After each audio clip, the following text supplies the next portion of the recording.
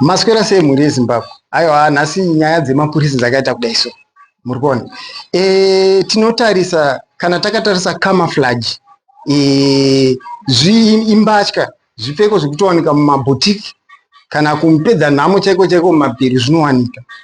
But chinondishamisa ndechekuti polisi kana ZRP hainosunga mabhotiki, varidzi vemabhotiki kuti no muri kutengesa hembe dzisingabvumirwi. But ndiri kushamisika panapa pavhidhio randichakuratidzai. Ndaona pane musikana anga ine 15 years. Musikana uyu asungwa nemupurisa mutauni. Saka asungwa kudaro, mupurisa yabva atanga kuenda naye opposite direction isiri yekuenda kuCentral. Right. Akuendwa naye paipai vanhu vechikadzi vangu vari padhuze pavo vaona kuti anozoitwa nemupurisa uyu kwavo. Kuenda naye kwaakuita nemusikana uyu maybe akutoda mari yechoko muhomwe.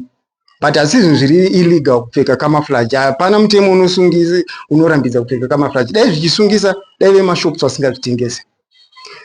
Right, mupurisa uyu achienda nemusikana yeopposite direction iri opposite to Central, vanoziva paCentral police station yemuHarare.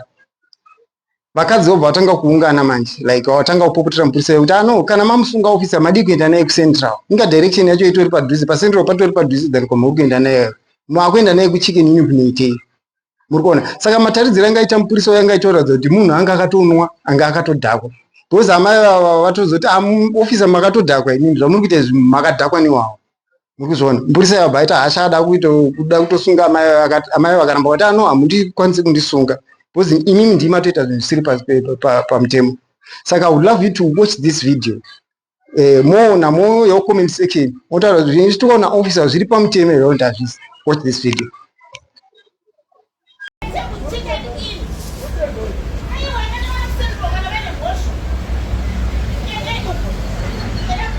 Hanzika mwanako kasungirwa camouflage neighborhood mufeso asungira mwana we camouflage sambo ya vari kudifenda manje vari kudifenda vana fesa kuenda nevana kuChicken Inn kabati vasungwa kunzoti vaende kuCentral vari kutoenda kuChicken Inn.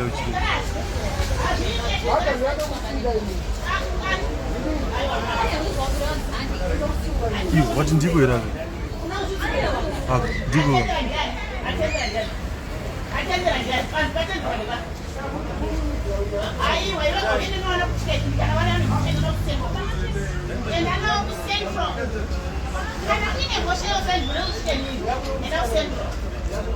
Muneighborhood vari kusungira mwana camouflage saka akuenda naye kuChicken Inn achizoti vanhu zvakadhirama upfere kana kuti kufamba sei.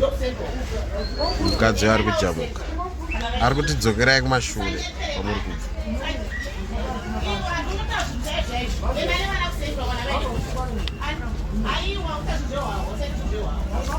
Anenge akadhakwa mupurisa hatichinyadzonzwisisa.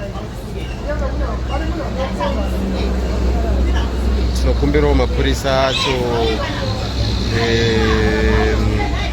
vaverify kuti mupurisa zvicho here munhu because arikuratidza kuti anenge akadhakwa zvekutaurwa nemukadzi uyu.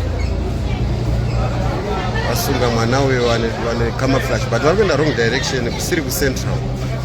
Hatichikunzwisisa. Vanhu vakuungana 1-1.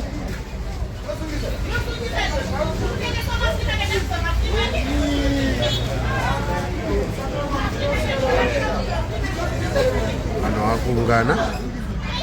Mukadzi uyu ari kudifenda.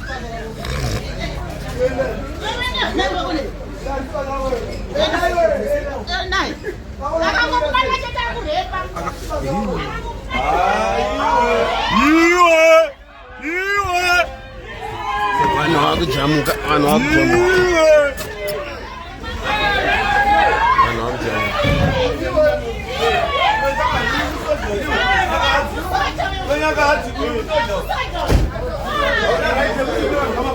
Saka panenge pazosvika musoja uyo musoja asvika saka akununura musikana manje.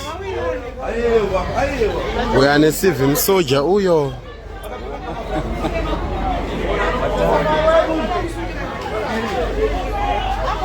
Mupurisa achagona kugivha nyaya because pane vanhu kapa plus uyo musoja ari musi.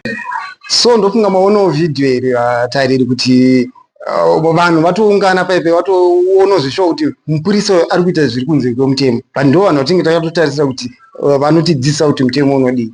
Saka chazondinangidza pavhidhiyo ndechoti pazosvikawo futi munhu wemutemo futi musoja muridzi weinifomu idzoti akatoti aiwa zvina kana nebasa rese musiya munhu aendewo. Saka amudaro ipaipa mupurisa aramba achiteera munhu uyoya futi muri kuona kusarongeka wazvaratidza kuti mupurisa uyo anga achitoshanda basa iri rakadhakwa. Zvinhu zvakashata zvikuru. Ngatitedzei mutemo sezvauri, ngatisaisei mutemo mumaoko medu. Saka for more information kuti nyaya iyi yakazopera sei, kuti musikana uyu zvaaenda dhosi azopedzera takuona musoja uyo anga ari musivi nemupurisa zvaakuteerana. Tichida kuzokupa imwe update yekuti zvakazofamba sei. Hazvifambi semupurisa nemusoja zvakazotanga kunetsana ikoko zvakaflashirana maID zvakazotanga kurwa ikoko. Saka toda kukupai update yekuti zvakazofamba sei, musikana uyu akazoregedzwa here, haisi mhosva. Saka subscribe and like to this What Zim Trends channel. Tokupai update zvakazofamba sei. I salute you.